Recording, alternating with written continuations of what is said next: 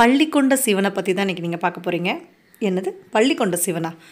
தப்பாக சொல்லிட்டேன் அப்படின்ற மாதிரி நீங்கள் நினைக்கிறீங்களா? பள்ளிக்கொண்ட பெருமாள் அப்படின்னு இல்லைங்க, வரேன், கரெக்டு தான். பள்ளிக்கொண்ட சிவன் எப்போவுமே பெருமாள் தான் அந்த சயன கோலத்தில் வந்துட்டு இருப்பார் இல்லைங்களா? ஆனால் இன்றைக்கி நான் சொல்ல போகிற அந்த கோயிலில் வந்துட்டு நம்ம சிவன் அவர்கள் பள்ளிக்கொண்ட சிவனா பள்ளிக்கொண்டேஸ்வரராக இருக்கார்.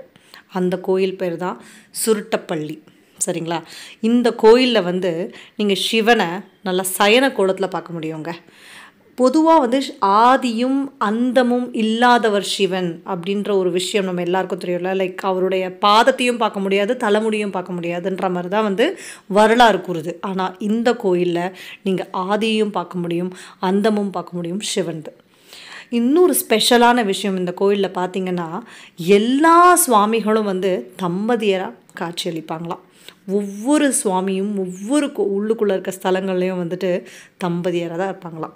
இதுக்கு ஒரு ஸ்தல புராணமும் இருக்குது. நம்ம ஆழகால விஷத்தை வந்து சிவன் அவர்கள் குடித்தார் இல்லைங்களா? அந்த அரக்கர்கள் அதுக்கப்புறமா வந்துட்டு தேவர்கள் வந்துட்டு அந்த திருப்பார்கடல் எடுக்கும்போது அந்த ஆழகால விஷம் வந்துச்சு. அதை குடிச்சு தான் திருநீலகண்டர் அப்படின்ற பேரும் வந்துச்சு இல்லைங்களா?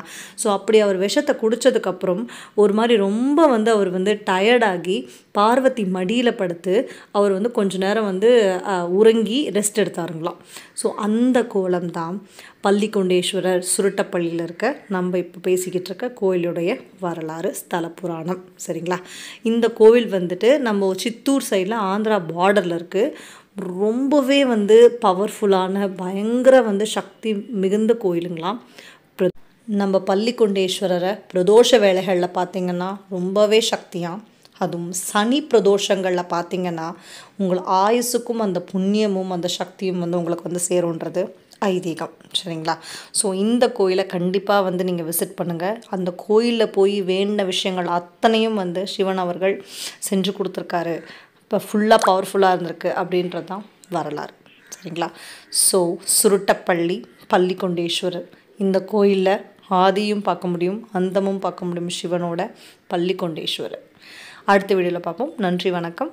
தேடலை தேடி.